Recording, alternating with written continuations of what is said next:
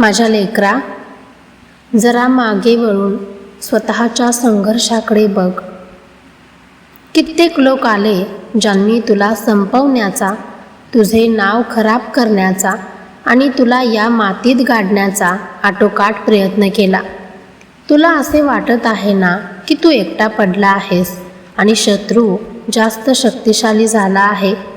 तर आज तुझा हा गैरसमज मी दूर करतो. नीट कान उघडून ऐक. या ब्रह्मांडात तुझी नाडी माझ्या हातामध्ये चालू आहे. ज्या लोकांनी तुला मानसिक आणि आर्थिकदृष्ट्या संपवण्याचे कारस्थान रचले आहे, त्यांनी स्वतःच्या विनाशाचे आमंत्रण स्वतःच दिले आहे. आज मी काळाला आज्ञा दिली आहे. तुला संपवायचा प्रयत्न करणारे आता स्वतःच्या जाळ्यात अडकून स्वतःच नष्ट होऊन जातील. तू फक्त आणि फक्त माझ्या एकाच महावाक्यावर विश्वास ठेव. भिवू नकोस, मी तुझ्या पाठीशी आहे. बघ आता खेळ कसा उलटतो. इथे या प्रवासातील पहिला आणि मुख्य टर्निंग पॉईंट नीट समजून घे. शत्रू जेव्हा तुझ्यावर वार करत होता तेव्हा तू शांत होतास, कारण तुझ्या रक्तात प्रामाणिकपणा आहे. पण लोकांच्या या विषारी मत्सरामुळे तू आतून कुठेतरी खचला होतास. तुला वाटत होते की देव माणसालाच साथ देतो का? अरे वेड्या, ज्या झाडाला गोड फळे येतात लोक दगड त्यालाच मारतात. कपटी लोकांनी तुझ्या वाटेत जे काटे पेरले होते ते काटे गोळा करून मी आता त्यांच्याच वास्तूमध्ये पेरले आहेत. या क्षणापासून पुढील काही दिवसात तुला स्वतःला दिसेल की जे लोक तुझ्या कामात खोडा घालत होते, जे पाठीमागे तुझी निंदा नालस्ती करत होते, त्यांच्या स्वतःच्या नोकरी व्यवसायात अशा काही भयंकर अडचणी निर्माण होतील की त्यांना तुझ्याकडे पाहायला वेळच मिळणार नाही. माझ्या तेजासमोर शत्रूचा मत्सर जळून भस्म झाला आहे. या संपूर्ण सृष्टीचा आणि ब्रह्मांडाचा एक अथांग त्रिकालबाधित नियम आहे जो कधीही चुकत नाही. जेव्हा एखादा कपटी माणूस स्वतःच्या स्वार्थासाठी किंवा मत्सरासाठी एखाद्या निष्पाप, सरळ आणि प्रामाणिक जीवाला छळतो, तेव्हा त्याचा हिशोब हा निसर्ग स्वतः वजाबाकी करून चोख करत असतो. ज्या लोकांनी तुला विनाकारण रडवले, ज्यांनी भर चौकात तुझ्या हतबलतेची आणि तुझ्या गरिबीची थट्टा उडवली, ज्यांनी तुला मानसिक कोंडीत पकडून आनंद घेतला, त्यांनी कर्माचे असे काही भयानक आणि विषारी कर्ज स्वतःच्या डोक्यावर घेतले आहे, ज्याची परतफेड त्यांना याच जन्मात, याच जमिनीवर आणि याच डोळ्यांनी करावी लागणार आहे. काळाचा न्याय जेव्हा सुरू होतो तेव्हा वकिली चालत नाही, तिथे थेट कर्माचा फैसला होतो.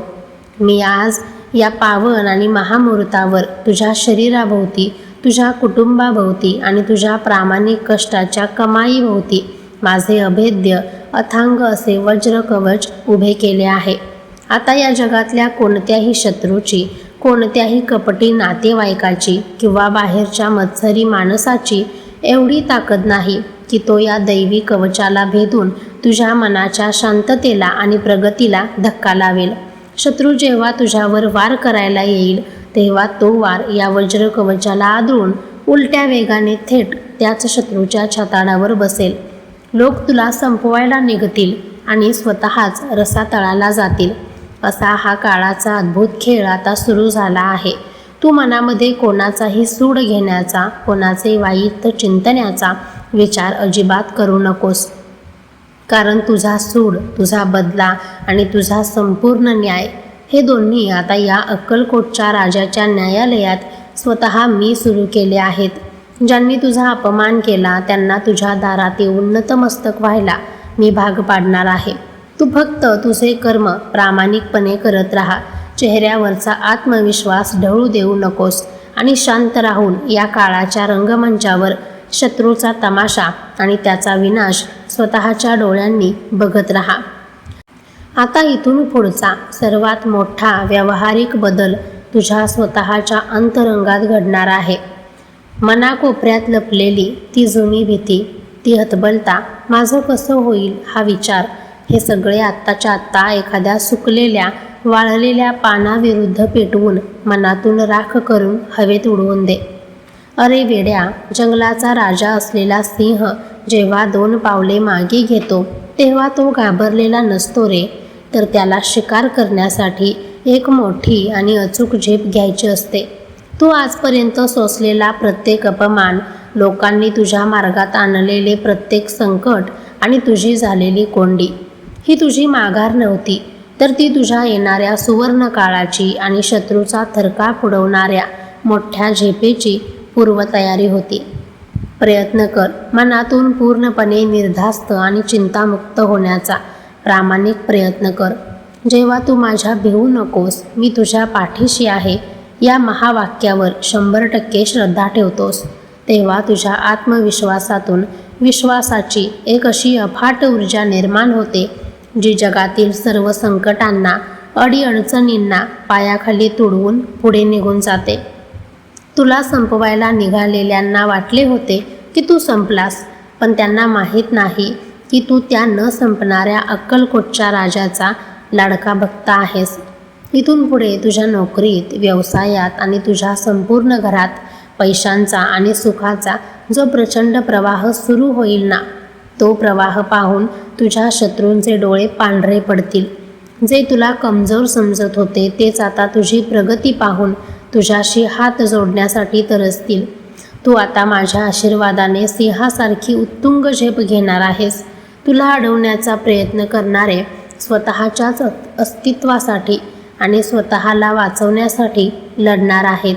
हा तुझा काळ आहे आणि यात तुझाच विजय निश्चित आहे. माझ्या लाडक्या लेकरा, आता डोळे पुसून टाक आणि तुझ्या चेहऱ्यावर अक्कलकोटच्या राजाच्या भक्ताला साजेसा राजेशाही रुबाब आणि स्मितहास्य आण.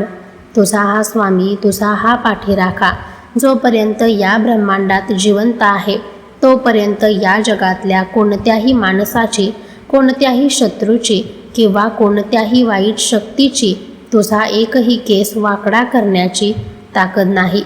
दारिद्र्य, अपमान, मानसिक क्लेश आणि तुला संपवायला निघालेल्या शत्रूंचा आता कायमचा पराभव झाला आहे. तुझ्या प्रामाणिक कष्टाचा, तुझ्या सहनशीलतेचा आज अंतिम विजय झाला आहे. ज्यांनी तुला कमी लेखले, ज्यांनी तुझ्या पडत्या काळात तुला पाठ दाखवली, त्यांना आता कळून चुकले की ज्याच्या पाठीवर माझा हात असतो त्याचे कोणीच काही बिघडू शकत नाही. तुझ्या संसाराची, मुलाबाळांची, तुझ्या छताची आणि तुझ्या संपूर्ण भविष्याची ढाल मी स्वतः उभा आहे. तुझ्या आयुष्यातील दुःखाचे दिवस संपवून आता मी सुखाचा, समाधानाचा आणि अखंड ऐश्वर्याचा प्रवाह तुझ्या घराकडे वळवला आहे. इथून पुढे ताटमानेने समाजात वावर, कोणालाही घाबरण्याची गरज नाही. तुझा सुवर्ण काळ आणि राजयोग आता खऱ्या अर्थाने सुरू झाला आहे. हा माझा पूर्ण, अखंड, दिव्य आणि मंगलमयी आशीर्वाद तुझ्या पाठीशी त्रिकालबाधित राहील. जोपर्यंत मी तुझ्या पाठीशी आहे तोपर्यंत तुझा पराजय या सृष्टीत कोणीही करू शकणार नाही. जा, निर्भय होऊन जग जिंकून घे.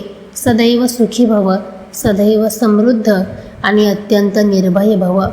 भिवू नकोस, मी तुझ्या पाठीशी आहे.